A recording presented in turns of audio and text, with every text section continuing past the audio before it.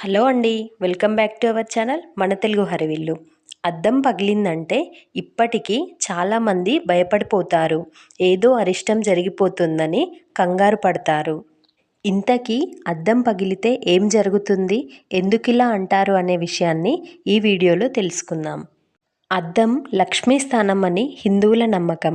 అద్దానికి లక్ష్మీదేవికి పోలిక, స్థిరత్వ బుద్ధి ఉండదు. అద్దంలో ఎప్పుడూ ఒకే బొమ్మ నిలిచి ఉండదు. అలాగే లక్ష్మీదేవి కూడా ఎప్పుడూ ఒకే చోట నిలిచి ఉండదు. అద్దం పగిలితే అరిష్టమని, పగిలిన అద్దంలో మొహాన్ని చూసుకోకూడదని, పగిలిన అద్దాన్ని ఇంట్లో ఉంచుకోకూడదని, మరకలు పడిన లేదా మాసిపోయిన అద్దాన్ని అస్సలే ఉంచకూడదని అంటారు.